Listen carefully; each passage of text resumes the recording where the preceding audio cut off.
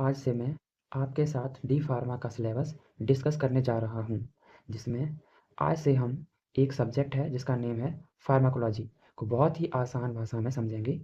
तो फ्रेंड्स, बढ़ते हैं फार्माकोलॉजी के चैप्टर फर्स्ट, जिसका नेम जनरल फार्माकोलॉजी है। तो इसके फर्स्ट चैप्टर के हम इसका फर्स्ट टॉपिक है introduction and scope of pharmacology के बारे में डिस्कस करेंगे, जिसमें हम इसका फर्स्ट टॉपिक इंट्रोडक्शन के बारे में जानेंगे कि फार्माकोलॉजी होती क्या है। तो pharmacology basically it is a science of drug derived from two Greek words. जो फार्माकोलॉजी वर्ड है वो ड्रग की साइंस होती है, जिसको टू ग्रीक वर्ड से लिया गया है। फार्माकोलॉजी, फार्माको जो वर्ड है वो फार्माकॉन से लिया गया है, जो कि एक ग्रीक वर्ड है। एंड कोलॉजी वर्ड को लोजोस वर्ड से लिया गया है, जिसका मतलब होता है टू स्टडी। फार्मा फार्माकॉन का मतलब होता है ड्रग, एंड लोगोस का मतलब होता है टू स्टडी और science. So it is the study of action of drug on the living system. जो भी लिविंग सिस्टम है उस पर ड्रग की एक्शन की स्टडी करना ही फार्माकोलॉजी है। इसको हम इस प्रकार से भी डिफाइन करते हैं कि pharmacology is the branch of pharmacy which deal with the study of action of drug on living system. Pharmacology pharmacy की वह शाखा है या वह ब्रांच है जिसमें हम ड्रग की एक्शन के बारे में स्टडी करते हैं लिविंग सिस्टम पर। जो living system which means is animals and human being. और इस प्रकार हम और तरीके से भी डिफाइन कर सकते हैं कि pharmacology is the branch of pharmacy which deal with the study of pharmacokinetic and pharmacodynamic. Pharmacology pharmacy की वह ब्रांच है जिसमें हम स्टडी करते हैं फार्माकोकाइनेटिक एंड फार्माकोडायनेमिक की।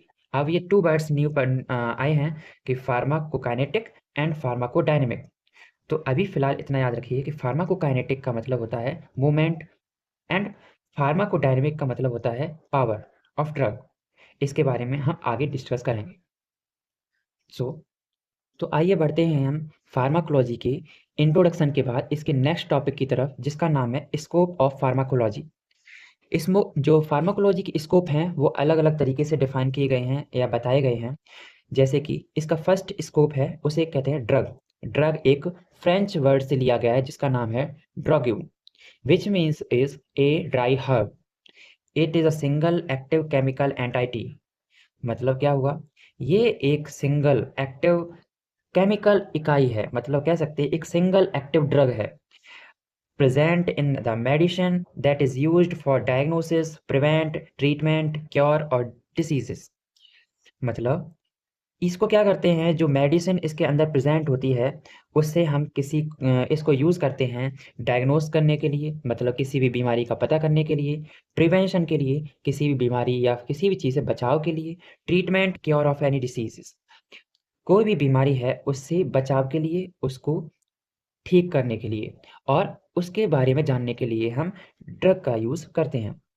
तो ये इसका फर्स्ट स्कोप था। एंड सेकंड स्कोप की बात करते हैं तो फार्माकोडायनेमिक। फार्माकोडायनेमिक ये एक ग्रीक वर्ड है, डायनामिसिस से लिया गया है, जिसका मतलब होता है पावर, जैसा कि मैंने अभी बताया था। अब इसे हम याद कैसे करते हैं, तो what the drug does to the body. जो ड्रग है क्या करता है हमारी बॉडी के साथ में, क्या इफ़ेक्ट दिखा रहा है, क्या पावर दिखा रहा है, उसकी बात कर रहे हैं हम यहाँ पे। तो जो डायनामिक डायनामिक जो वर्ड है वो आप समझ गए होंगे, उसका मतलब है पावर से। तो पावर को हम दिखाएँगे, तो किसकी पावर की बात करें, ड्रग की पावर की। Drug does what the drug does to the body, कि ड्रग हमारी बॉडी के साथ में क्या एक्शन करता है, उसी को हम कहते हैं pharmacodynamic. It is the quantitative study of the biological and therapeutic effect of the drug. इसके हम स्टडी करते हैं कि जो बायोलॉजिकल और थेराप्यूटिक यानी कि उपचारात्मक क्या प्रभाव दे रहा है वो ड्रग हमारी बॉडी के अंदर, उसके बारे में। एंड नेक्स्ट इसके स्कोप की बात करते हैं तो फार्माकोकाइनेटिक। फार्माकोकाइनेटिक क्या होता है, अभी बताया था। ये भी एक ग्रीक वर्ड है, काइनेसिस से लिया गया है, जिसका मतलब होता है मूवमेंट। अब यहाँ पे बॉडी क्या इफ़ेक्ट दिखा रही है ड्रग के लिए, वहाँ पे बात की थी ड्रग क्या इफ़ेक्ट दिखा रहा है बॉडी के लिए, यहाँ पे क्या बॉडी क्या इफ़ेक्ट दिखा रही है ड्रग के लिए, what the body does to the drug. Drug के लिए बॉडी क्या इफ़ेक्ट दिखा रही है उसकी बात करते हैं, ठीक। तो it deals with the absorption, distribution, metabolism and excretion of the drug.